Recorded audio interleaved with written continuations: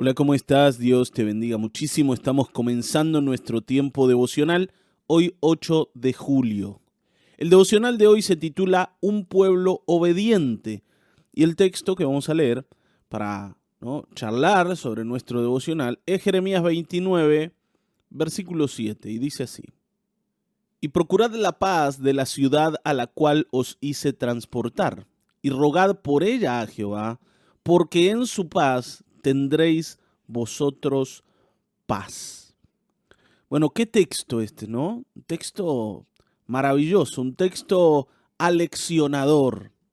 A veces pensamos que nosotros tengamos paz tiene que ver con que Dios nos bendiga a nosotros solamente. ¿Está bien? Como si estuviéramos afuera del mundo, como si no fuéramos parte de una sociedad que se maneja bajo determinadas reglas y en determinadas circunstancias. Acá el Señor les dice a su pueblo, procuren la paz de la ciudad a la cual os hice transportar. Para decirlo en otras palabras, procuren la paz de sus enemigos, de aquellos que les conquistaron, de aquellos que los esclavizaron, de aquellos que los tomaron cautivos. Procuren la paz de ellos. Procuren que a ellos les vaya bien. Porque si a ellos les va bien, a ustedes les va a ir bien porque están viviendo junto a ellos. Amén. ¿Cuánto ganaríamos si nosotros entendiéramos esto? Que cuando vivimos con alguien más, la paz de ese otro es directamente proporcional a la paz nuestra, a la paz que nosotros recibimos. Por otro lado, si yo le hago la vida imposible al otro, sin duda el otro me la va a hacer imposible a mí. Así que hoy pensemos en esto, ¿eh? Y bueno, vayamos directo a leer nuestro devocional del día de hoy, ¿sí? A través de la guía de las lecturas diarias de John MacArthur. Bueno, como notarán, estoy medio resfriado, así que no le den bolilla a la voz, ¿no? Como está saliendo. ¿Sí? Vamos a leer. Dice, Dios manda que seamos ciudadanos modelos, respetuosos de la ley, obedientes y respetuosos hacia la autoridad gubernamental. Y al observar nuestra relación con las personas que están sobre nosotros, las personas nunca nos deben caracterizar como agitadores rebeldes o críticos insolentes. O sea, ¿qué es lo que está diciendo MacArthur acá?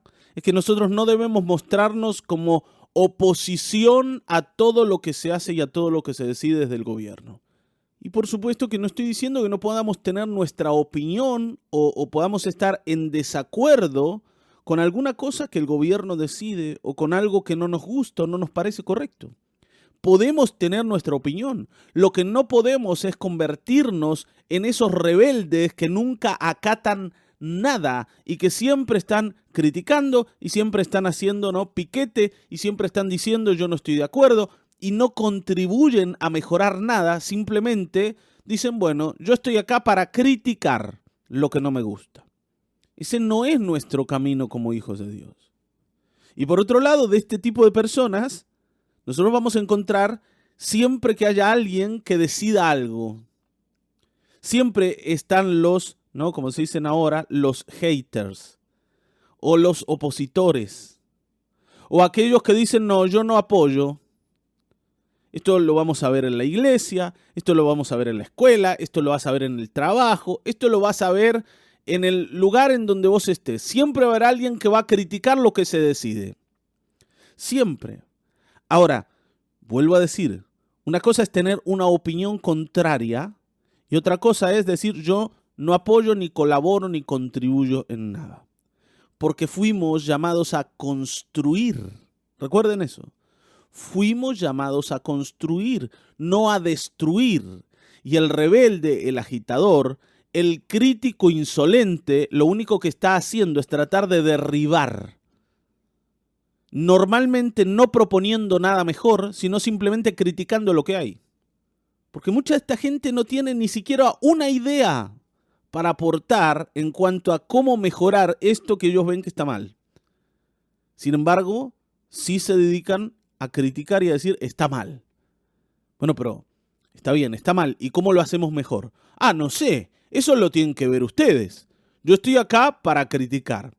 Entonces, el que está solo para criticar nunca va a poder unir su identidad de crítico con la de hijo de Dios. Si hay algo que los hijos de Dios, que la gente de Dios, que los siervos de Dios nunca han hecho es dedicarse solo a criticar. Nunca. Siempre han propuesto construir. Amén, porque aparte podemos construir y tenemos muchas herramientas en el Señor para construir. Amén. Fíjense, dice el Señor, espera que hablemos en contra del pecado, de la injusticia, de la inmoralidad y de la impiedad con valentía y diligencia. Pero hay que hacerlo de una manera respetuosa de la ley, de acuerdo con las leyes civiles que los cuerpos legislativos y los funcionarios del gobierno han establecido para nosotros. ¿Está bien, no? Esto me hace acordar a algunas cosas que han ocurrido en nuestro país, ¿sí? Que nos han afectado de alguna forma como creyentes. Por ejemplo, cuando se sancionó la ley del matrimonio igualitario, o ahora, ¿no?, con esto de la ley del aborto.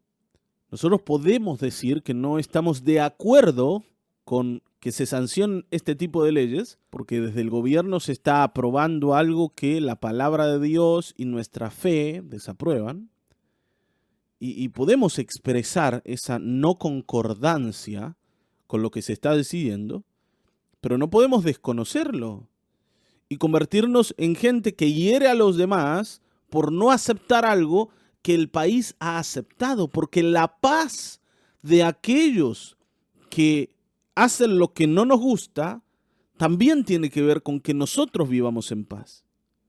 ¿Me estoy explicando? Esto es lo que Dios le pide a su pueblo. El Señor no está aprobando a esa nación que esclavizó a los suyos.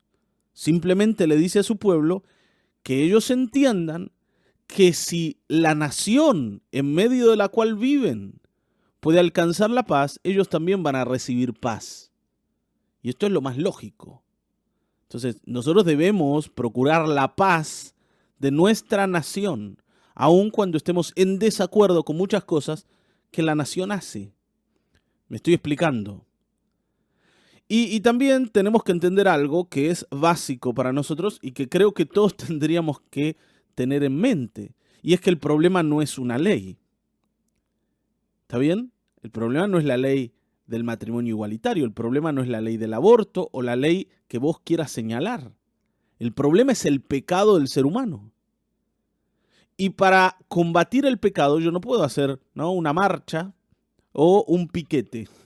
Yo debo predicar la palabra de Dios porque entiendo que el único que puede resolver el problema del pecado es Jesucristo. Si la gente se convierte a Cristo, las cosas se van a ordenar.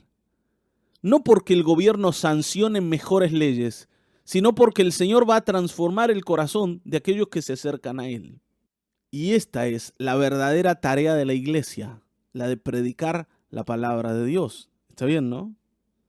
La iglesia, dice MacArthur, debe ser una sociedad piadosa dentro de la más grande sociedad impía, viviendo en paz y mostrando buenas obras mediante vidas transformadas, ¿no?, en sus miembros. Solo de esta forma podremos verdaderamente influir en la sociedad y permitirle al Espíritu Santo llevar a las personas no convertidas al poder salvador de Dios. Amén, así es. Si nosotros somos identificados como los rebeldes, la resistencia, ¿no? A veces los cristianos nos queremos poner en ese papel de la resistencia. Nosotros somos los que resisten en la guerra contra el pecado, pero no lo hacemos de la manera correcta, no lo hacemos predicando la palabra o, como dice aquí, mostrando vidas transformadas. Lo hacemos quejándonos, lo hacemos estando en contra, haciendo marchas, agarrando un martillo grande y saliendo a la calle en busca de imágenes de ídolos o de santos para destruirlas. Hermanos, por favor, esa no es nuestra tarea. Eso no nos identifica como hijos de Dios. Recuerden a Pablo paseando en medio del santuario de los ídolos griegos, incluso identificando que los griegos tenían ahí un altar al Dios no conocido y aprovechando esto para predicar la palabra y llevar a la gente a Cristo. ¿Me entienden, no? Pablo no fue ahí a derribar estatuas, a derribar imágenes, a menos que esas imágenes sean mis imágenes. Yo puedo derribar las imágenes que yo he construido, las que me pertenecen, para decir, Señor, yo te estoy eligiendo, pero yo no puedo derribar las imágenes del vecino, porque cada uno debe tomar su decisión por Dios. Amén. Entonces, cuando en Romanos 13:1 dice, sométase, ¿sí?, toda persona a las autoridades superiores, ese término en griego es hupotazo, que era un término que se utilizaba de forma militar y denotaba a soldados clasificados bajo la autoridad absoluta de un oficial superior y sujetos a esa autoridad.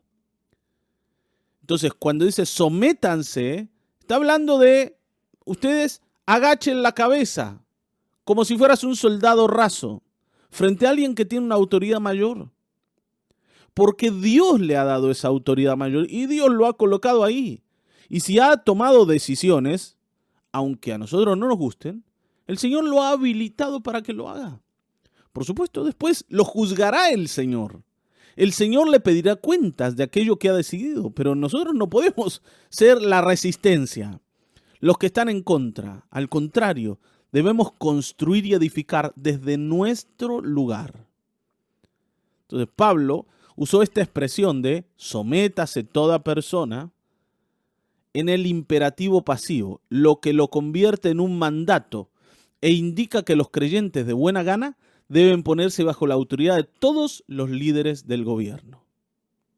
Y algo más, advirtamos que el apóstol, bajo la inspiración del Espíritu Santo, da este mandamiento sin calificarlo o ponerle alguna condición. No es que dice, miren, ustedes obedezcan mientras lo que el gobierno decida esté de acuerdo a lo que dice la Biblia. Ustedes obedezcan mientras lo que se decida vaya, ¿no?, por el mismo camino que las reglas morales o éticas que ustedes pregonan y que ustedes alaban y que ustedes llevan adelante como bandera. No dice eso.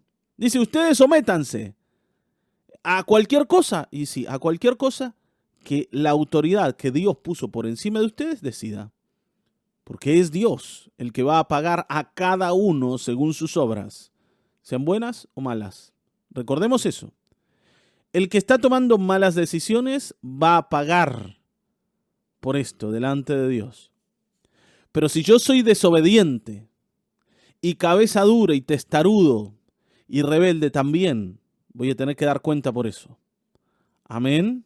Entonces, tenemos que entender que debemos obedecer a toda autoridad civil, por muy inmoral, cruel, impía o incompetente que él o ella pudiera ser.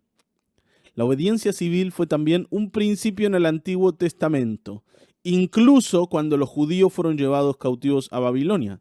Dios les mandó que buscaran la paz y oraran por esa ciudad. Amén. Bueno, a algunos no les gusta mucho esta idea, ¿no? ¿Por qué yo tengo que estar en contra de lo que no me gusta? ¿Por qué yo tengo que respetar lo que está mal? No, ¿por qué? Bueno, esta actitud de rebeldía, de rebelión, no habla de alguien que ha conocido a Cristo. Y no te estoy juzgando, simplemente te estoy diciendo que vos mismo te revises y vos mismo o vos misma te evalúes y pienses si esto te está llevando a algo bueno o está en realidad trabajando en contra de la prédica que luego queremos dar. Porque hay veces que nuestras rebeliones son el primer obstáculo que luego nuestra prédica tiene que enfrentar. Amén. Así que bueno, tengo una pregunta para dejarte y terminar. Y es, ¿dónde has visto insolencias de la iglesia contra el gobierno que hieren su testimonio? Es lo que acabo de decirte. ¿Dónde has visto insolencias de la iglesia hacia el gobierno que terminan hiriendo el testimonio de la propia iglesia? Bueno, podemos responderlo, ¿no? Tal vez haya cosas que vos hayas visto o que sepas y que sirvan de ejemplo. O tal vez vos mismo te veas, ¿no?, puesto allí diciendo, la verdad, yo he participado de esto, de estar en contra y creo que no es bueno, ¿no? Creo que no es bueno. Creo que nosotros tenemos muchas armas para pelear desde otro lugar y desde ese otro lugar es que debemos hacerlo. Bueno, yo te mando un saludo enorme, un abrazo grande, ¿sí? Espero que el Señor esté con vos y te bendiga siempre.